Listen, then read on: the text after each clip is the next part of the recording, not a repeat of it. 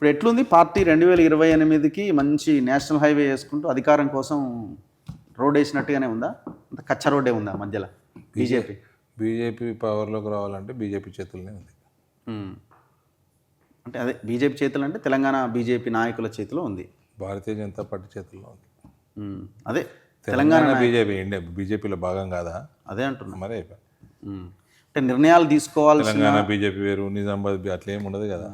ఇప్పుడు నిర్ణయాలు తీసుకోవాల్సిన కేంద్రం హైకమాండ్ చేతిలో ఉందా లేకపోతే ఇక్కడ వాళ్ళ చేతిలో ఉందా? భారతీయ జనతా పార్టీ తెలంగాణలో ప్రభుత్వంలోకి రావడం చాలా సునాయాసం. బీజేపీ అనుకుంటే ఇక్కడ 6 monthsలో తారుమారు చేసేసి ప్రభుత్వంలోకి రావచ్చు. 6 నెలలు ఎట్లా పాసిబుల్ అయింది? అంటే ఎలక్షన్ల ముందా ఇప్పుడేనా? బీజేపీకి పాసిబుల్ అవుతుంది ఎప్పుడైనా సరే. ఇప్పుడు ఎట్లా పాసిబుల్ అయింది? ఆయన 60 సీట్లతో ఉన్నాడు కదా, 62. అంటే గవర్నమెంట్ వడగొడతాం అంటలేము, ఎలక్షన్లలో గెలవటం అది. కానీ ఎందుకు ఎక్కడ మిస్ అవుతుంది మరి? నేను అవకాశం నా దగ్గర బాగానే ఉంది కదా సార్, నేను నిజామాబాద్ మాత్రమే రెస్పాన్సిబుల్ని, మిగతా సంబంధమే లేదా మీకు? ఇక నాకు బాధ్యతనే లేదు సార్. నేను బాధ్యత లేకుండా మా పార్టీలో చేస్తే ఇండిసిప్లిన్ అవుతుందండి. అంటే మీరు ఇవ్వలేదని ఇబ్బంది పడుతున్నారా లేకపోతే? నేనే ఇబ్బంది పడితే సుఖంగా ఉన్నా, నేను సంతోషంగా కనబడతలేనా మీకు? నేను ఇబ్బంది పడుతున్నా. మరి ఎప్పుడు మీరు అధికారంలోకి రావాలి, మీరు ఎప్పుడు ముఖ్యమంత్రి కావాలి, ముఖ్యమంత్రి నాకు కావాలని కోరిక ఉందని చెప్పినా, మీ కళ మీరు నా కోరిక ఉందని చెప్పినా మీకు. అధ్యక్షుడు కావాలని ప్రయత్నం చేశారు కదా ఎవరు? మీరు. నేను ఎక్కడ మీకు చెప్పినా? చెప్పకపోయినా కనబడుతుంది కదా మీకు. కనబడితే నేనేం చేయాలండి? ఇప్పుడు అధ్యక్షుడు కావాలని ప్రయత్నం చేసినా ముఖ్యమంత్రి కావాలనే ఆలోచన కళ ఉండదా? ఎవరికైనా ఉంటది కదా.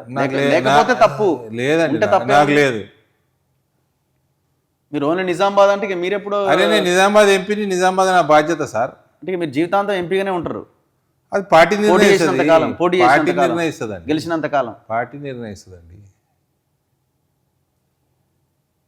అంటే ఇప్పుడు మీరు మాత్రం ఒక్క మాట అన్నారు, అంటే ఈ పొజిషన్లో మనం ఇట్లే కంటిన్యూ అయితే మనం అధికారంలోకి రావడం ఇంపాసిబుల్ అనే మాట నాకు 6 నెలలు చాలండి. 6 నెలలు చాలు. అంటే 6 నెలల దాకా ఇట్లనే ఇదే కచ్చా రోడ్ మీద పోతామంటారు? హైవే గుండా వెళ్ళే అవకాశం లేదు. కచ్చా రోడ్ మీద పోతలేము, మంచి రహదారి మీద పోతున్నాం. మంచిగా ఉంది, బాగానే ఉంది పార్టీ. రామచంద్రరావు గారి నాయకత్వం ఎట్లా, మీరు ఏ రకంగా ముందుకెళ్తుంది అనుకుంటున్నారు? బాగుందా? బాగుంది, బ్రహ్మాండంగా ఉంది. అవుతున్నారండి. ఓకే, మీరు చెప్పే అన్నీ ఎట్లున్నాయంటే కొంత వెటకారంగా యాడ్ చేసి. ఏం తప్పు ఉందండి? ఏం తప్పండి? అంత పర్ఫెక్ట్గానే నడుస్తుంది. ఏం పర్ఫెక్ట్గా నడవలేదు చెప్పాడు. 8 మంది ఎంపీలు గెలిచారు మీరు, అవును కదా? అందులో ధర్మపురి అరవింద్ ఒకరు. 8 ఎంపీ నియోజకవర్గాల పరిధిలో 52-53 అసెంబ్లీ నియోజకవర్గాల్లో మీకు మెజారిటీ వచ్చింది. అంటే ఆల్మోస్ట్ అధికారానికి దగ్గరైనంత రిజల్ట్ వచ్చింది. 35% ఓట్ బ్యాంక్ వచ్చింది. సరే, తర్వాత మీ ప్రోగ్రెస్ కార్డ్ చూస్తే ఏం జరిగిందని? జూబ్లీహిల్స్ డిపాజిట్ అంటే నేను కాంగ్రెస్ వాళ్ళకి ఎక్కడ డిపాజిట్ రాలేదు, ప్రభుత్వంలోకి వచ్చింది కదా. కాంగ్రెస్ వాళ్ళకి ఎక్కడ డిపాజిట్ వచ్చింది? అంటే ఇప్పుడు అధికారంలోకి వచ్చేంత ఆల్టర్నేట్ మీ కార్యకర్తలకు మీరు ఆల్టర్నేట్ గా కనిపిస్తున్నారా? చెప్పండి, మీ కార్యకర్తలకి 100% కనిపిస్తున్నారు. కార్యకర్తల అభీష్టానికి అనుకూలంగా మీరు పనిచేస్తున్నారా? మీ నాయకులు కార్యకర్తలు సంతృప్తిగా ఉన్నారా? మా పార్టీ లీడర్లు చాలా బాగా పనిచేస్తున్నారు. నాయకుల్ని విశ్లేషించేంత పెద్దని కాదు మా కార్యకర్తలు. నా కార్యకర్తలు బ్రహ్మాండంగా కాన్ఫిడెన్స్ ఉంది వాళ్ళకి. ఏ కార్యకర్తలు? టోటల్ స్టేటా, నిజామాబాద్? నేను విశ్లేషించుకునేది నేను చెప్తా. టోటల్ స్టేట్ నేను విశ్లేషణ చేస్తలేనండి, ఓన్లీ నిజామాబాదే విశ్లేషణ చేస్తలేను.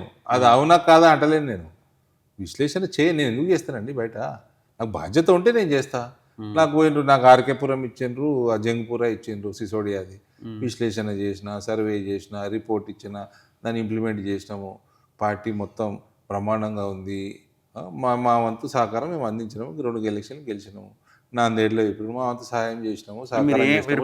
స్టేట్ పార్టీ గురించి ఏమని నిజామాబాద్ గురించి అడుగు, నా మిగతా నాకు సంబంధం లేదన్నట్టు. ఢిల్లీ నిజామాబాద్ ఉందా, నాందేడ్ నిజామాబాద్ ఉందా? మీరు సరే మీకు బాధ్యతలు ఇవ్వండి, పార్టీ మాకు చెప్తే చేస్తాం కదా. పార్టీ చెప్పకుండా మేము పోయి ఏలు పెట్టలేము. అట్లా ఇట్లా ఎప్పుడు మాట్లాడలేదు మీరు? అంటే నేను ఓన్లీ నిజామాబాద్ వరకే మాట్లాడతా, నిజామాబాద్ ఇష్యూస్ గురించే మాట్లాడతా. ఎప్పుడు ఇట్లనే మాట్లాడతా? నేను కరీంనగర్ ఇష్యూ నేను ఎట్లా మాట్లాడతానండి? కరీంనగర్ గురించి సికింద్రాబాద్ నేను ఎందుకు మాట్లాడతానండి? ఈటెల రాజేందర్ కాన్స్టిట్యున్సీ గురించి నేను ఎందుకు మాట్లాడతా, ఆయన నా కాన్స్టిట్యున్సీ గురించి ఆయన ఎందుకు మాట్లాడతారు? కాన్స్టిట్యున్సీలో ఉన్న ఒక ఊరి గురించి నేను అడగలేదు కదా, పార్టీ గురించి అడిగిన. స్టేట్ లో ఉన్న పార్టీ వ్యవహారము దీని గురించి definitely party is good in few pockets, ఒక party is weak in few pockets. అదే కదా పని చేసుకోవాలి కదా అంటున్నా కదా. నేను పని చేసుకుంటూ వస్తాం ప్రభుత్వంలోకి, ఇక్కడ పెద్ద పని కాదంటున్నా. ఇంకా బాగా చేయాల్సిన అవసరం ఉంది అంటారు. అవసరం ఊటీ పుక్కట్లు వస్తారా ప్రభుత్వంలోకి? పని చేస్తేనే వస్తారు కదా.